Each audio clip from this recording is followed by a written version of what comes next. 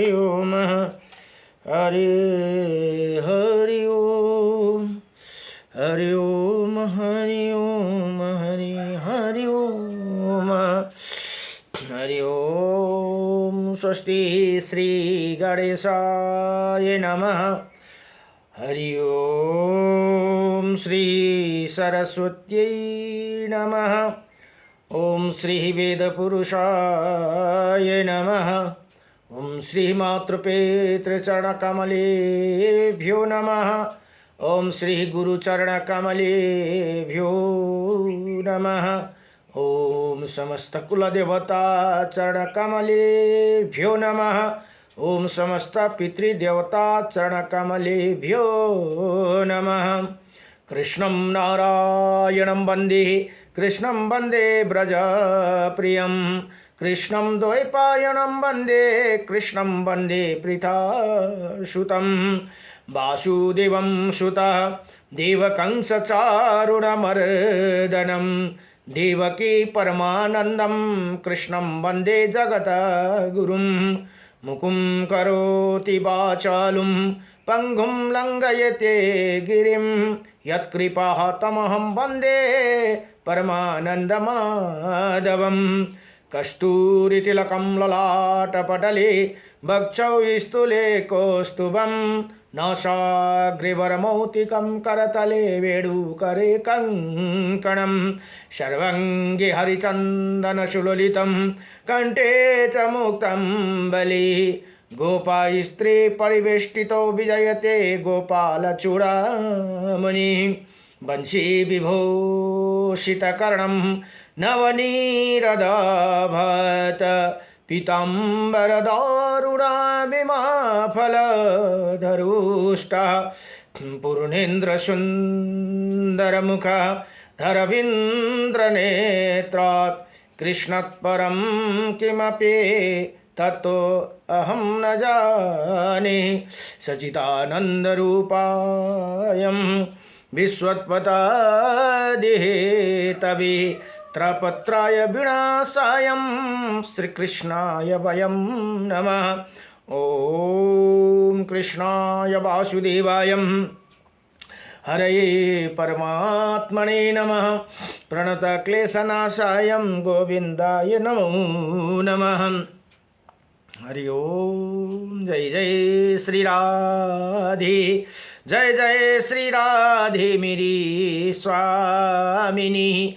मैं राधे जो की दास जन्म जन्म दीजियो मोहे श्री चरण को बस। जन्म जन्म दीजियो मोहे श्री वृंदावन को बस।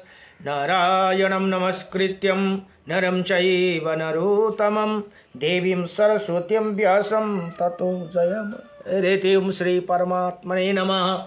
हरि ओम। गुरुर्ब्रह्मा गुरुर्विष्णु गुरुदेव महेश्वरः गुरु साक्षात् परं ब्रह्म तस्मै श्री गुरुदेव नमः। अखंड मंडलकारकं व्याप्तायनं चराचरं तत्पदं दर्शितं मीनं तस्मै श्री गुरवे नमः।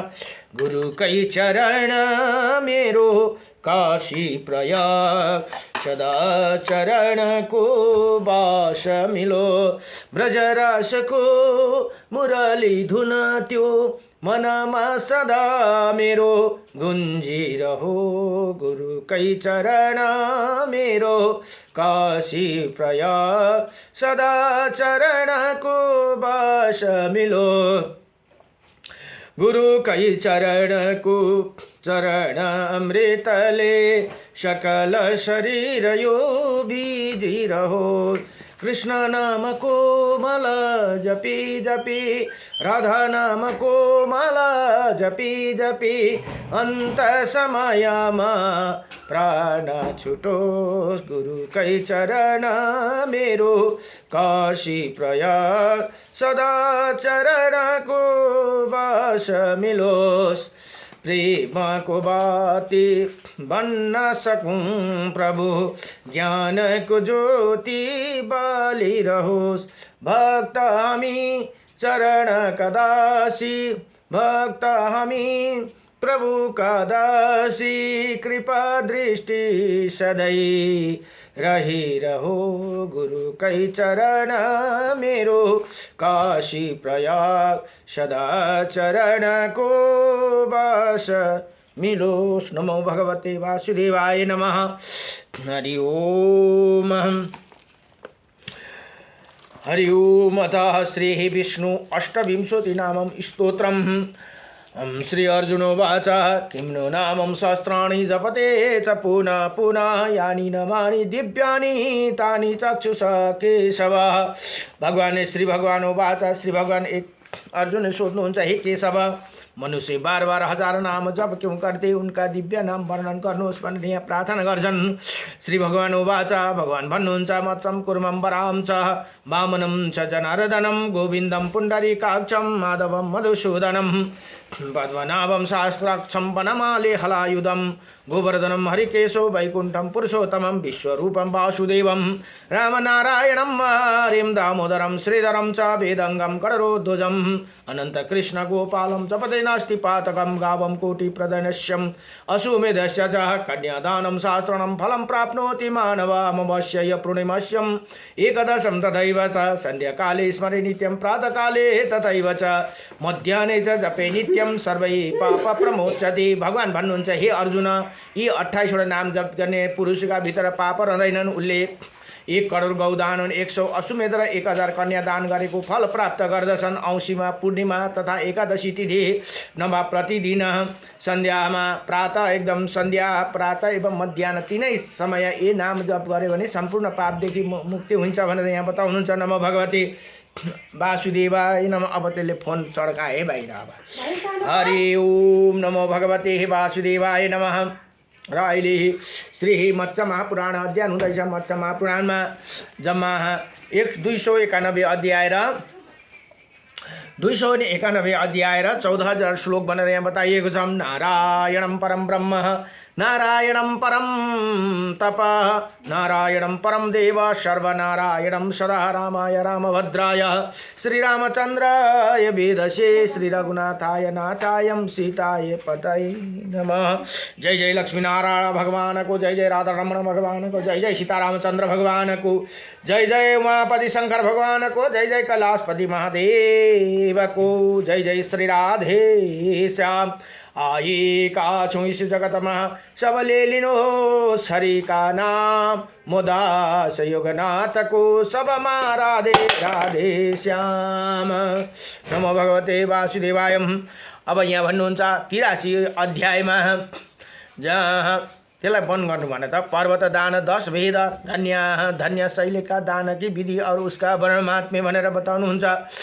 नारद जी भन्नुहुन्छ यहाँ भगवान अब मैं विधि विविध दानों के उत्तम। नारद जीले सोध्नु हुँदैछ भगवानलाई।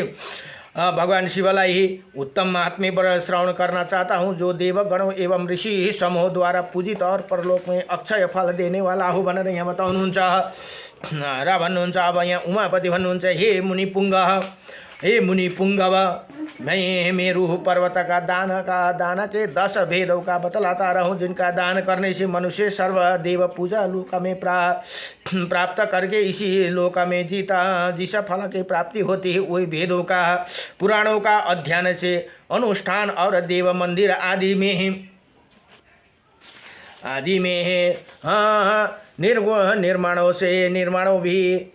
निर्माणों से भी नहीं प्राप्त हो सकती। इसीलिए अब मैं पर्वतों के क्रम से उनका विधान का वर्णन कर रहा हूँ। उनका नाम है पहला धन्य शैल पर्वत, दूसरा लवणाचल, तीसरा गुणाचल, चौथा हेम पर्वत, पांचवा तिल शैल, छठा कर्म कपास पर्वत, सातवा घृत शैले, आठवा रत्न शैले, नवा रत्न रजत शैले और 10वां सकराचल। इनका विधान यथार्थ रूप से क्रमश बता रहता हूँ। सूर्य उत्तरायण और दक्षिणायन के समय पुण्यमय विषुपा योग में व्याप्तिपाद योग में ग्रहण के समय पूर्व अथवा चंद्रमा के अदृश्य हो जाने पर शुक्ल पक्ष की तृतीया तिथि नमा द्वादशी तिथि अथवा पूर्णिमा तिथि को दिन विवाह उत्सव और यज्ञ के अवसरों पर तथा पुण्यप्रद शुभ नक्षत्रों के योग में विद्वान दाता को शास्त्र देश अनुसार विधि पूर्वक धन्य शैली आदि पर्वत दानों का करना चाहिए भनेर यहाँ बताउनुहुन्छ। करना चाहिए। इसके लिए तीर्थों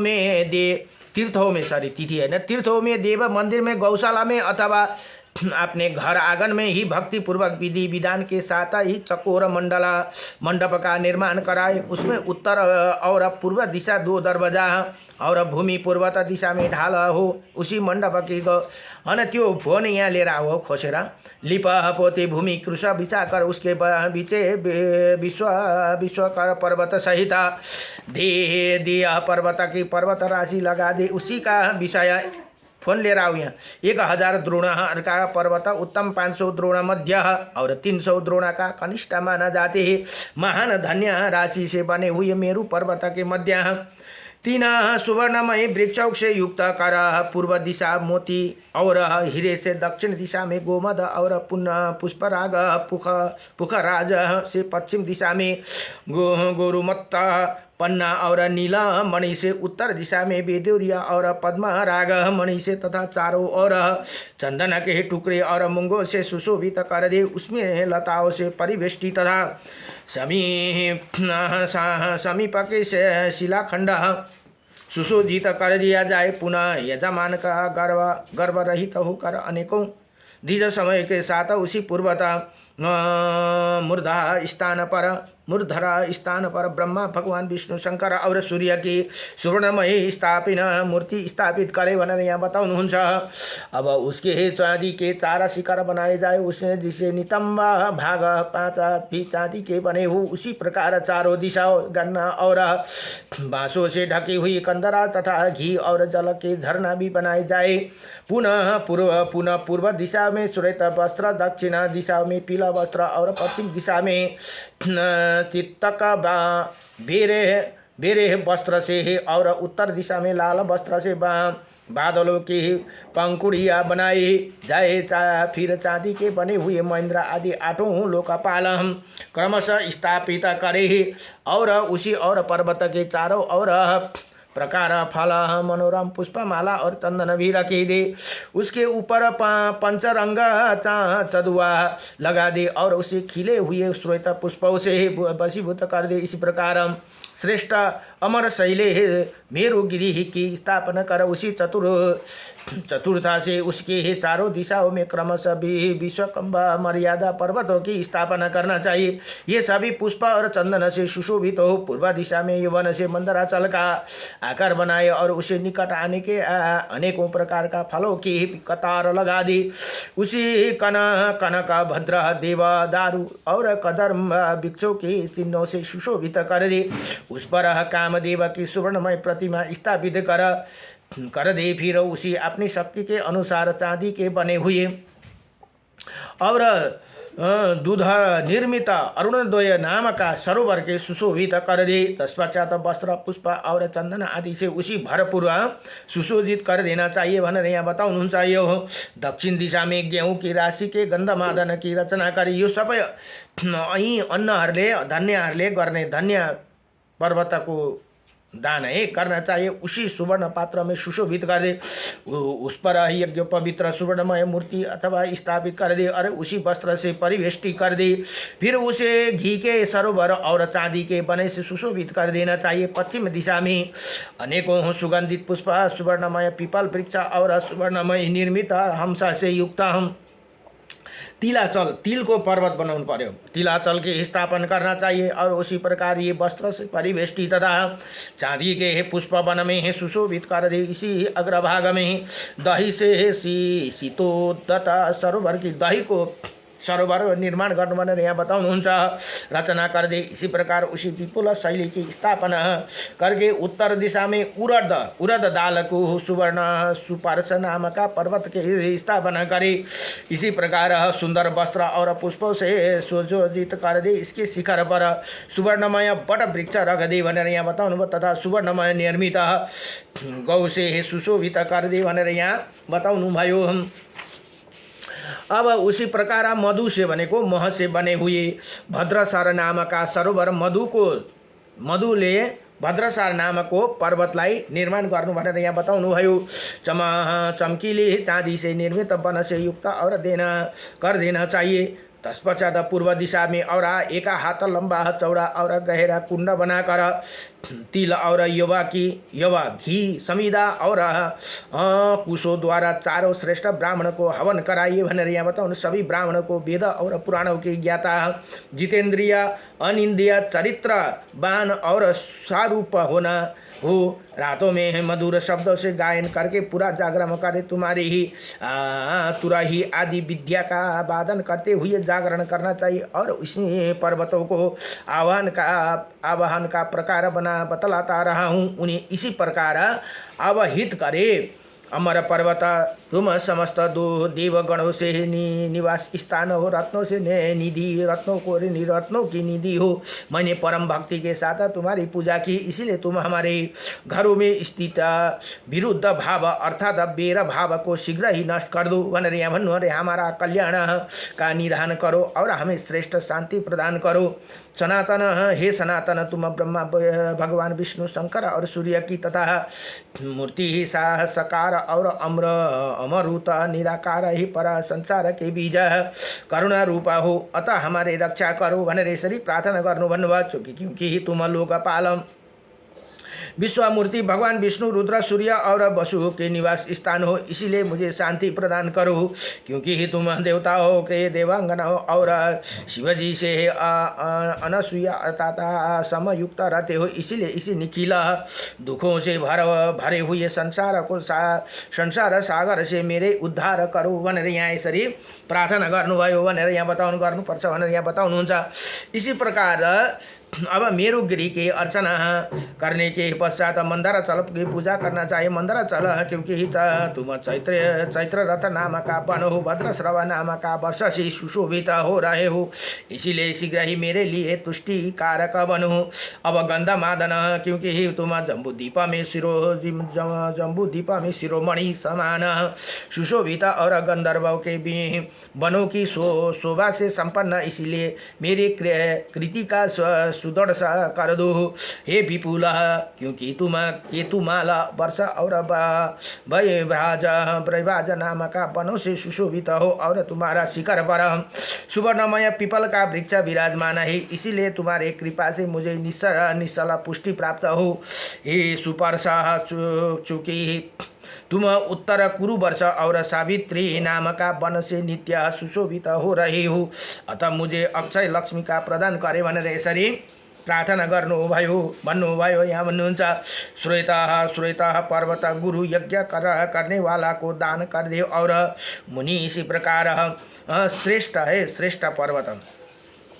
इसी प्रकार कर्मशः विशुकम्भ पर्वतों की रीति जनों के दान कर दे भनेर यहाँ बताउनु भयो, कर देना चाहिए। हे नारद, इसके बाद 24, 10, 9, 8, 7 अथवा 5 गौ दान करने का विधान है। यदि यजमान निर्धन हो तो एक ही दुधारू कपिला गौ गुरु का दान कर दे। सभी पर्वतों के लिए यही विधि कही गई है। उनके पूजा में ग्रह लोकपाल और ब्रह्मा आदि देवता ही मंत्र है और वही सामग्री भी मानी गई है। सभी पर्वत पूजाओं में उनके मंत्रों के उच्चारण पूर्वक हवन करना चाहिए। यजमान को सदा व्रत में उपवास करना चाहिए। यदि असमर्थ हो तो रातों में एक बार भोजन किया जा सकता है। हे नारद, अब तुम सभी पर्वतों की विधि का पर्वत दानों का विधि का दान काल में प्रयुक्त होने वाला मंत्र और उन दानों से प्राप्त होने वाला जो फल है वो सब क्रमशः सुनो भनेर यहाँ बताउनुहुन्छ। दान देते समय धन्य शैले ये प्रार्थना करनी चाहिए।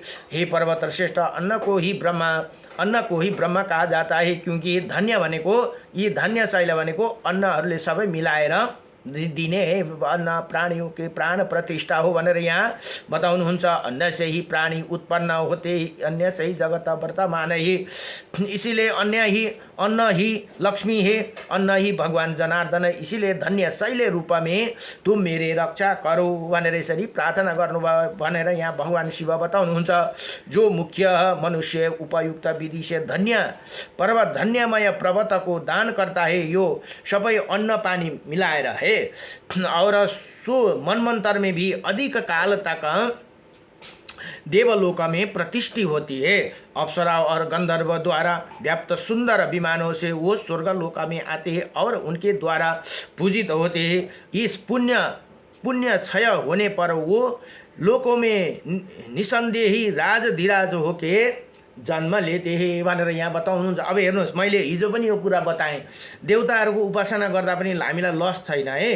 किनभने यहाँ के भन्यो भने कल्पान्तसम्म स्वर्गलोकमा बसेर जब हाम्रो त्यो पुण्य सकेपछि हामी जन्म लिन्छौँ नि, त्यो लिएपछि हामी पुण्यात्मा भएर राजाधिराज भएर जन्म लिन्छौँ र फेरि मुक्ति भएर भगवानको पासमा जानु पाइन्छ भनेर यहाँ बताउनुहुन्छ। यति भनेर इसी प्रकार श्रीमत्स्य महापुराण को दान महात्म्य नामका 83 अध्याय संपूर्ण भयो। नमो भगवते वासुदेवाय, कृष्णाय वासुदेवाय, हरे परमात्मने नमः। प्रणत क्लेशनाशाय गोविंदाय नमो नमः। श्री कृष्ण गोविंद हरे मुरारी, हे नाथ नारायण वासुदेवं अनंत वैकुंठ मुकुंद कृष्ण गोविंद दामोदर माधवेति। नमो भगवते वासुदेवाय।